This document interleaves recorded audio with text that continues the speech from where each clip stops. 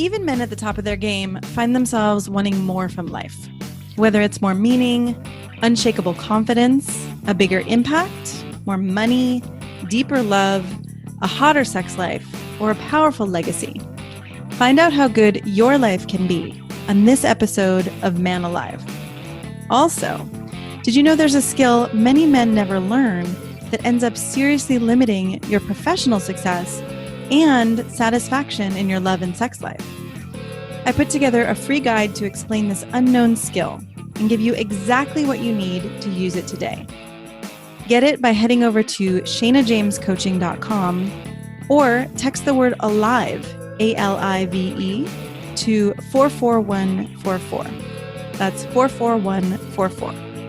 You'll also get access to Man Alive outtakes, raw footage, and bonus videos you can only get there.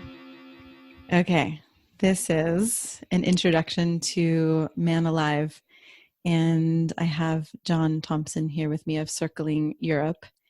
And as I was about to record this introduction on my own, you asked if I wanted to do this with you, for you to ask me the questions of what this is about and why I created it. And it makes me nervous, but I also feel really excited to have some of these questions posed to me in a way that it draws out, what this is really about for me.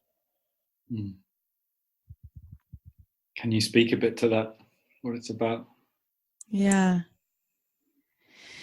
and there's a couple different layers of it, right? As you and I were talking, we were talking about the layers where, one layer is that every man, no matter, and every person really, right? But no matter what a man has accomplished in his life, there are often still places where there's either settling or tolerating or, a sense of, I can have it really great in one area and I should be okay. Like it would be selfish for me to want more. Right? Like if I'm doing well in my career, then I should just settle for the fact that, all right, my love life or my sex life isn't going to be that amazing. I've got this other amazing thing in my life, or I'm making good enough money and, okay, I'm not going to have the impact I want to have on the world, or I'm going to set aside those dreams from when I was young. So there's that level of really recognizing that every man, no matter how much success he's had, that there's always more, and that actually in the past almost 20 years and thousands of people I've worked with, it's like, I keep seeing how much people don't even realize what's possible right in life and love and intimacy. And so there's that layer. And then the other layer of having had last year, this mission in a way come into my heart. I don't even know how to say it. All I know is I was sitting in this workshop and somebody asked me what I was committed to, or asked all of us what we were committed to. And I sat there for a minute or so just feeling totally blank. Like, I don't know. I mean, I knew what I was up to in the world, but still that question, there was just like nothing there. And then suddenly from deep in my belly, I felt like I was almost about to throw up. And I said, I'm committed to reducing the rate of suicide for men, or ending suicide for men, or I don't know. And then I just started crying. And there was a part of me that was just like, whoa, that is so much bigger than anything I could imagine. Like, why did that just come through me? I mean, I'd already been working with men, so in some ways it made sense, but it was also like, oh, I knew there was something deeper that I wanted to be forwarding or impacting in the world. And suddenly there it was. And, at first my thought was like, well, that's impossible. There are so many reasons why men commit suicide, and there's no way to end suicide. And I then had this moment of realizing, oh, the way the workshop was set up that day was called Impossible Day. And it was all about how impossible goals are the ones actually worth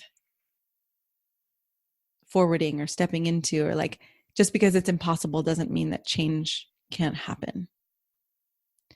And so there's this other level on which, I feel so blessed and honored that I've gotten to work with so many men over the years, and I've been entrusted with their hearts and their vulnerability and their sadness and their grief and their anger and their longing. And right, where like I see so many men suffering alone and not having their hearts held in those most vulnerable places. And that's really what I want, is for men to be held and cared for and understood. And I think there's been a lot of attention lately on women, which I think is great, on equality and gender inclusivity. I think that's all important. But I also have this sense of not wanting to leave men behind. And feeling like that's happened over the past many decades.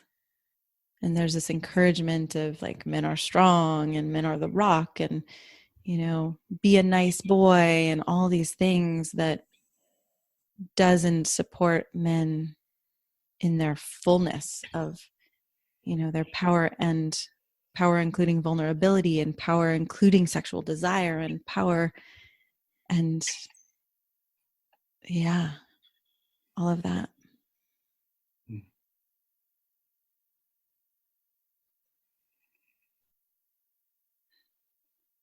How does it feel to have said all that? Does it feel like it's captured it fully? Well, there's one level on which I think I feel nervous. So I feel slightly detached. Like, to when I really have moments, I felt at that moment where I was talking about that mission arising, where it's like, it's almost too much to feel.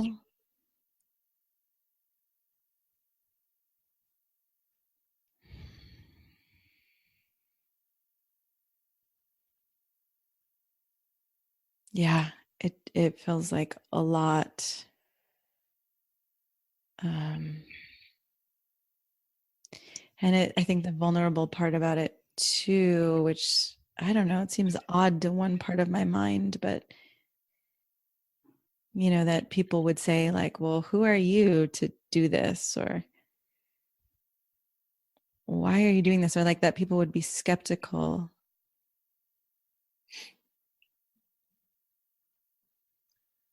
I'd like to explore that with you. Like, who are you to do this? I feel touched by that. That you want to explore that somehow, to me is like, oh, you're not judging me. You're actually curious.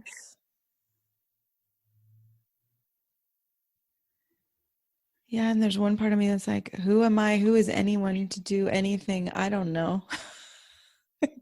As though I have to be someone to do this. And then there's another part of me that I've been thinking back to how when I was a little girl in elementary school, like I was the one, and all the way throughout high school, and I was the one who was friends with all the nerdy boys. And all the boys who like the girls wouldn't even look at or talk to. And they smelled funny. They looked funny. They were completely awkward. And these memories of these boys who I was just like, I don't know why, but I just cared about them. And they felt safe with me, and like I wasn't judging them, and I don't know, I didn't even know that language back then, but it was just like somehow I wanted them to feel good too.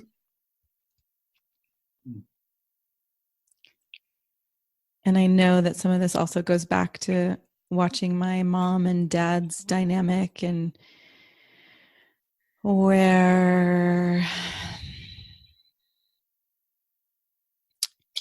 I never know how much to say about this, but just where I watched them struggle and not seem like they were happy or making each other happy, or like they even knew how to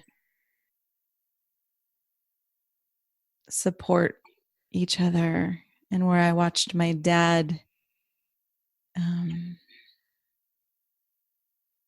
felt like he faded away and kind of lost himself. And there's some part of me that's like, oh God.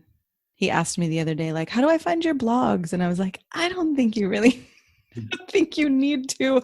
I don't ever really want you to see this. But then I always have this prayer, like, okay, Dad, if you do find this and you do watch this, like, I just hope that something good comes of it, that it awakens something in you or gives you something that you need and want.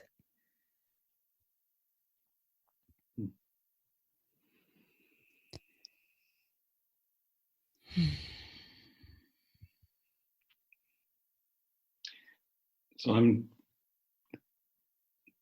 seems like there's a very genuine care and something from a early age, like in relation to working with men in some way, or being supportive of men. Yeah. But then thinking of your career as a coach, it's like you've got the insider scoop.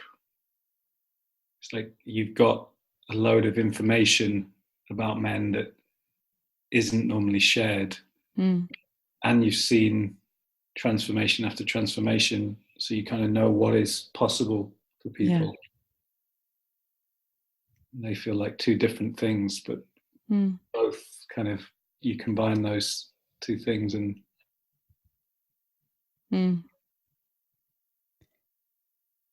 yeah. And it's easy for me to forget how much I've seen, and it's like because it has become such a daily part of my life to watch people, and men especially, transform and open and express these raw and vulnerable parts, and then come out the other side feeling more alive and empowered. Sometimes I forget how rare that can be out in the world.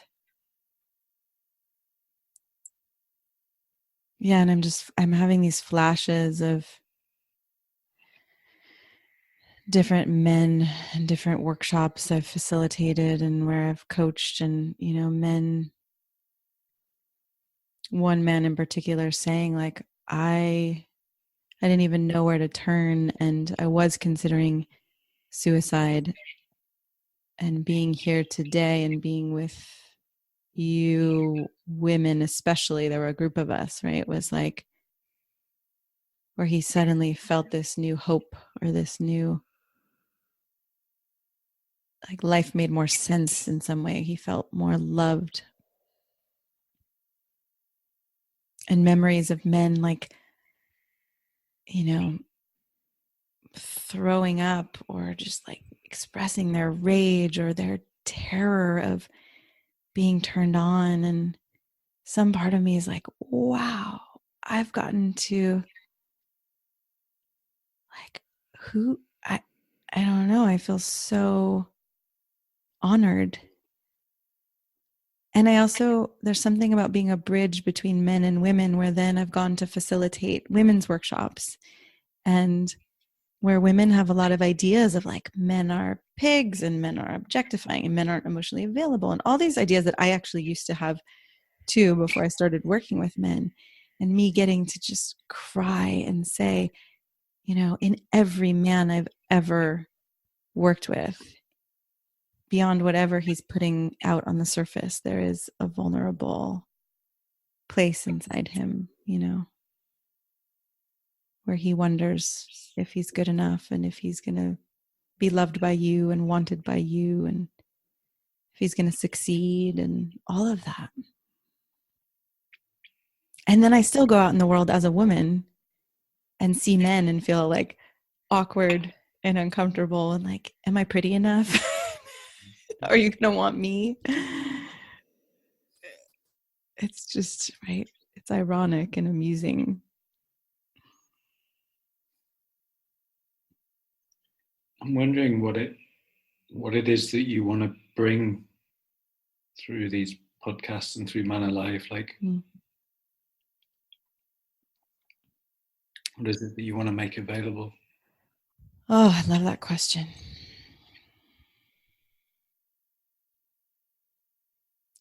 When I first started doing the Authentic Man program, I remember we would come in as a group of women and sit in front of the men and say why we were there. And I was in my 20s and I felt, now I look back and I'm like, oh, I was so naive, or I was young. But I had these beautiful visions of like, wow, if men are loved and understood and supported in the ways I think they deserve to be, I see a world where men are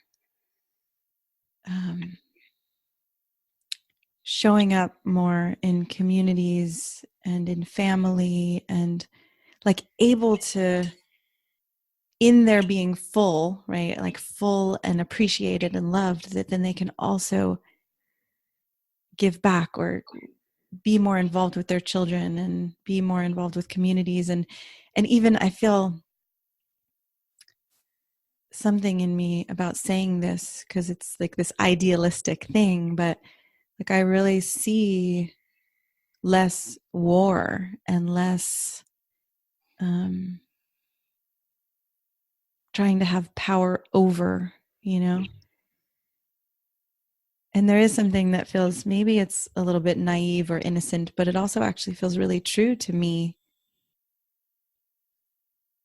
that if men are being loved and filled up in this way, that there's less of a need to go out. I don't know, maybe there's still a need to go out and conquer or do something, but that it can be done in more healthy ways. So I think my vision with this podcast is to have men know that there's somewhere to turn if they're struggling, that any, myself or any of you and these experts are resources and that they don't have to struggle alone.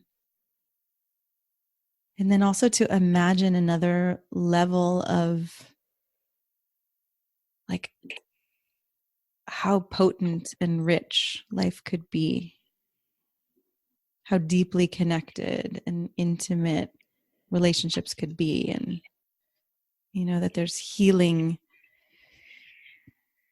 and growth and hot sex and family. Yeah, that it can be profound. And I also have this vision I keep having, and I think this is cliche, but that a man or a woman again could lay on their deathbed and look back and be like, wow, that was amazing.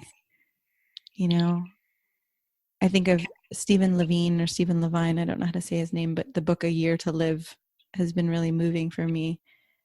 It's like the realization of we don't know how long we have here.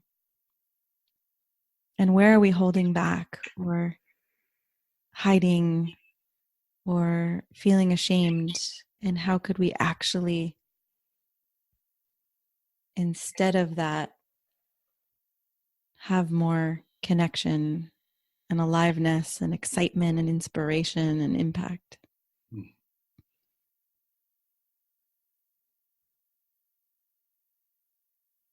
Is there anything else that feels...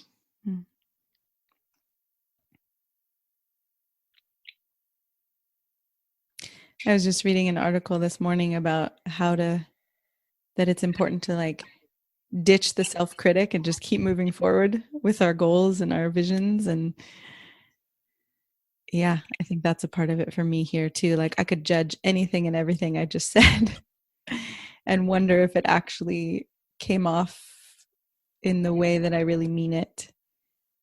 But I think part of this for me is just letting that go and admitting that for whatever reason, and whether it's going to be debated later or not even make sense later, there's some kind of calling or some kind of mission in me to do this.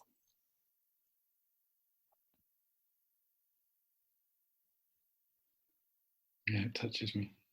Mm.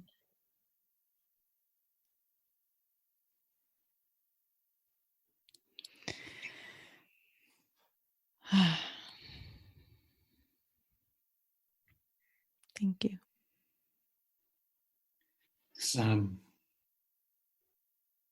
so hard to get like passionate about a cause without victimizing people or becoming pretentious or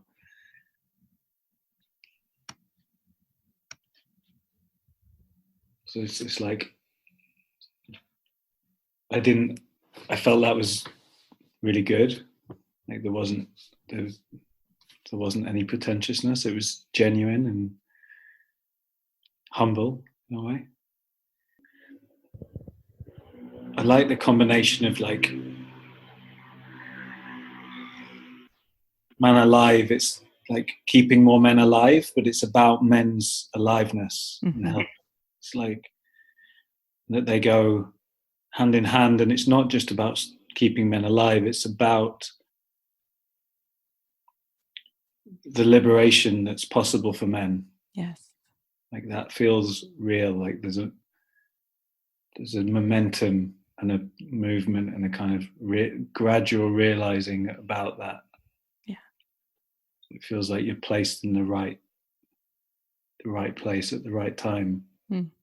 And we don't know exactly how to liberate men and what that will mean. And it's like we don't have the solutions, but there are a lot of interesting things to talk about that can inspire. Exactly. Yeah. Thank you. And that you've got a nice combination of an innocence of that's always been in you in relation to men that struggle, and then a natural appreciation for men's lives and the depths of it and what's possible for them.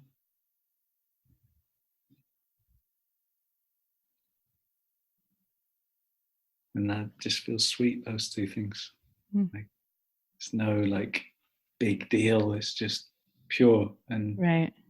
Go with it. Yeah. It's not a social justice warrior. It's just you've got something to offer. Thank you.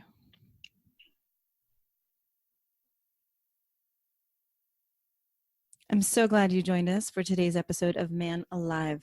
I hope it gives you a sense of what's possible and how good your life can be. If you like what you heard, I'd be so grateful for you to subscribe to Man Alive and write a quick review that helps men like you find us. And again, head over to ShanaJamesCoaching.com/manalive to get outtakes, videos, and raw footage I only share there. These are some of the most interesting parts of these expert conversations. You can also grab your copy of The Unknown Power to accelerate your career and solidify your confidence with women, because the two are related, and I know you don't have to settle for one or the other.